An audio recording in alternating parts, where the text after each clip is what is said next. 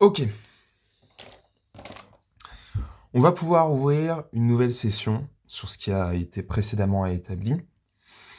Et cette nouvelle session, j'aimerais déjà l'aborder dans la continuité de ce qu'on a eu l'occasion de faire dans la dernière vidéo, sous le point de vue du projet. Et sur, finalement, quel est le projet catholique dans le monde? Comment est-ce qu'il se traduit? Quel est son objectif? Quels moyens se donne-t-il pour ce faire? Et surtout, quelle relation, quels moyens, quelle relation a-t-il avec le politique et quels moyens politiques s'offre-t-il? Et en fait, on va voir qu'il y a des choses qui sont assez déconcertantes. Tout simplement parce que, en tout cas si on se réfère au CEC, hein, au texte ici, on va découvrir finalement des notions inattendues, où on va tout du moins s'attaquer à des présupposés qui, dans le contexte de ce texte, ne se retrouvent pas. Mais d'abord, pour parler du projet catholique, il va falloir qu'on parle de l'Église. Et l'Église, il va falloir déjà prendre une certaine distance avec ce mot et s'éloigner d'une première conception qui serait de l'assimiler à l'institution, à la hiérarchie ecclésiastique.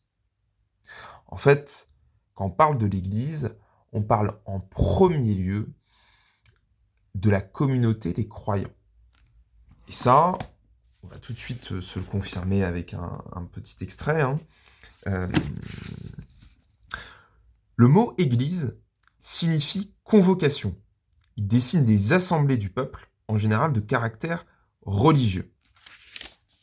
Dans le langage chrétien, le mot Église désigne l'assemblée liturgique, mais aussi la communauté locale ou toute la communauté universelle des croyants.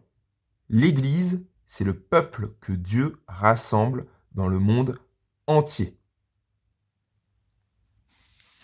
Ok, donc on est déjà dans une idée d'un terme qui en fait est beaucoup plus général que seulement le corps des diacres, des prêtres, des évêques, etc., etc. On est sur quand même un terme qui a une notion plus large, plus importante. Et l'Église se révèle être en fait l'aboutissement, l'avènement et la finalité du catholicisme et même en fait de manière générale du christianisme. On pourrait s'avancer jusque-là. Et cette finalité en fait, elle va se traduire, pour reprendre l'Apocalypse de Saint Jean, elle va se traduire par le mariage du Christ avec son Église. C'est une idée qui se retrouve aussi dans le CEC, qui est tout aussi marquante sur certains aspects.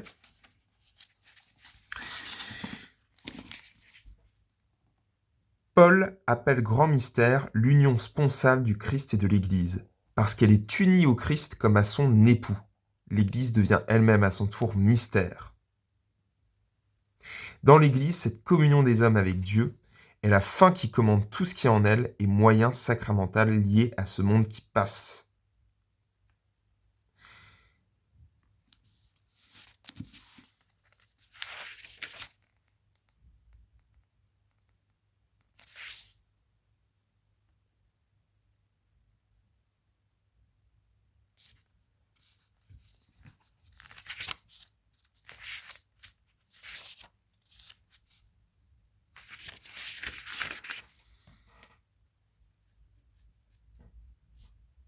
Le Seigneur s'est lui-même désigné comme l'époux.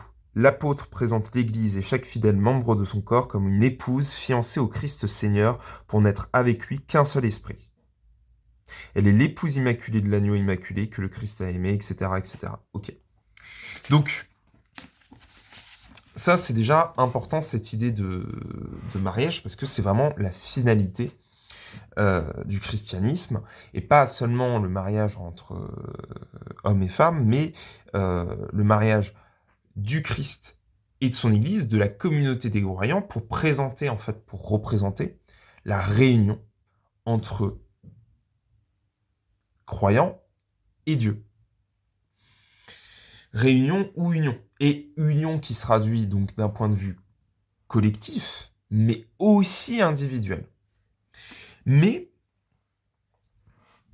et le terme a déjà été nommé auparavant, a déjà été cité, avant ce stade-là, avant d'accéder donc à cette finalité, on a une étape, un stade intermédiaire. Et ce stade intermédiaire, c'est ce qui va se traduire par l'idée du Christ total, où l'Église est assimilée au Christ en tant que corps, là où Jésus-Christ, lui, s'assimilera à la tête de ce corps, c'est-à-dire à la partie supérieure d'un point de vue hiérarchique, mais aussi comme l'élément dirigeant, l'aboutissement de la communauté qui se joint au Christ d'un point de vue corporel. Et ça se traduit aussi, donc, par quelques extraits du CEC, mais aussi de Saint-Augustin. Le Christ et l'Église, c'est donc le Christ total. L'Église est une avec le Christ. Les saints ont une conscience très vive de cette unité, qui se traduit par l'extrait suivant. Félicitons-nous donc et rendons grâce de ce que nous sommes devenus non seulement des chrétiens, mais le Christ lui-même. Comprenez-vous, frères, la grâce que Dieu nous a faite en nous donnant le Christ comme tête. Soyez dans l'admiration et réjouissez-vous, nous sommes devenus le Christ. En effet, puisqu'il est la tête et que nous sommes les membres, l'homme tout entier, c'est lui et nous. La plénitude du Christ, c'est donc la tête et les membres. Qu'est-ce à dire? La tête et les membres, le Christ et l'Église. Donc là, ici, il y a cette idée que cette union, quelque part, elle a déjà lieu dans une symbolique corporelle entre l'Église comme corps et le Christ comme tête, dans un Christ total. Donc le Christ qui se retrouve autant comme élément dirigeant que comme unité, comme totalité des croyants et de lui-même. Et ce que j'ai eu l'occasion un peu de noter cela, c'est que quelque part cette idée de totalité dans le divin, on la retrouve dans l'idée du panthéisme, bien qu'ici, il s'agit de faire une distinction qui est quand même très importante, c'est que tout n'est pas encore Dieu, et qu'en fait, l'achèvement du catholicisme pourrait se traduire par un panthéisme, mais qui n'est pas encore présent, là où le panthéisme considère que c'est déjà le cas. Ici, c'est l'aboutissement. Tout est Dieu à la fin, en finalité. Bon, à tout cela, du coup, s'ajoute une hiérarchie, qui vient donc dans un second temps, héritée du modèle apostolique, avec donc un modèle où Simon-Pierre se retrouve à la tête des apôtres, qui eux-mêmes sont à la tête du reste des croyants. Et ça, c'est donc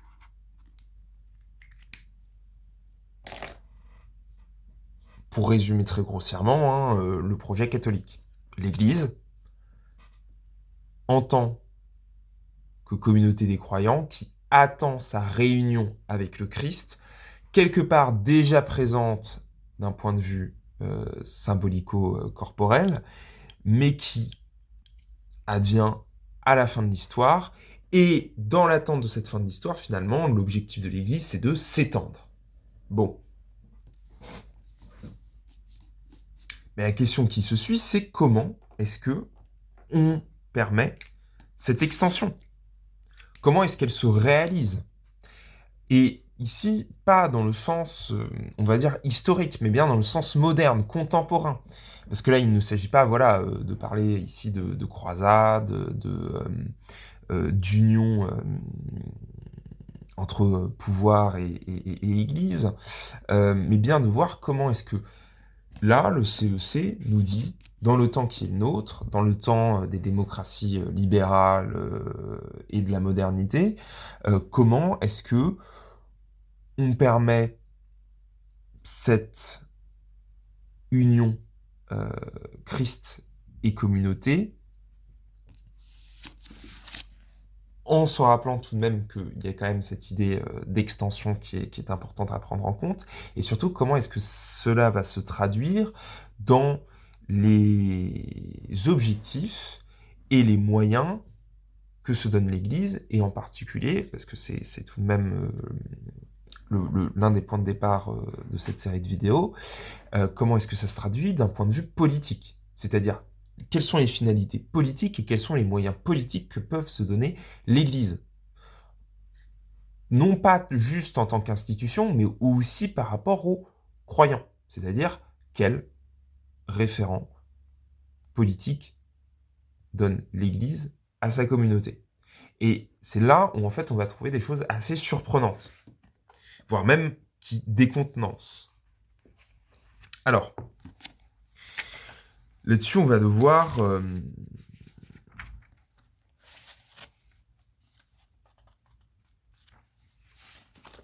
prendre un peu de distance avec beaucoup d'éléments qui sont abordés dans le CEC, dans lequel on pourrait déjà trouver en réalité des points de départ de réponse. Mais on va tout de même malheureusement s'en éloigner parce que de toute façon il ne s'agit pas de tout traiter.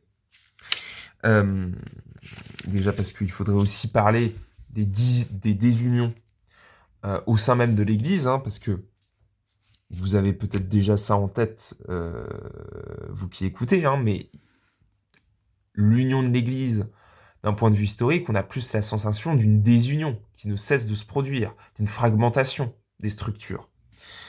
Autant par l'apparition de la division géographique, mais tout de même spirituelle entre orthodoxie et catholicisme, mais aussi tout simplement avec la question protestante.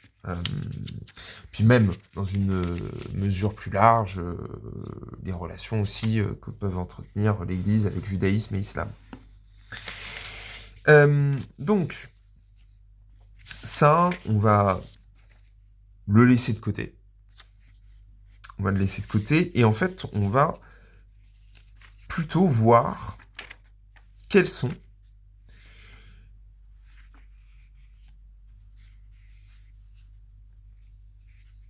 les objectifs et les moyens politiques que se donne l'Église à ce sujet. Alors,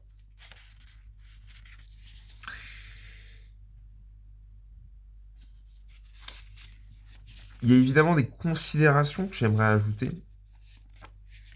ou sur lesquelles on passera peut-être, malheureusement. Ouais,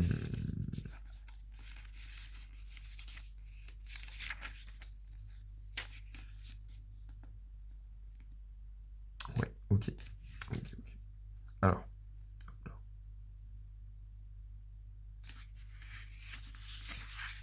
Ok.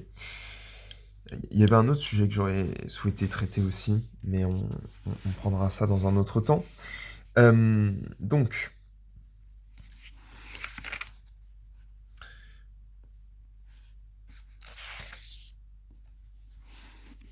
ok. Alors, on va pouvoir aborder cela, mais je vais me permettre tout de même de réaliser une petite pause et de reprendre ça dans un second temps.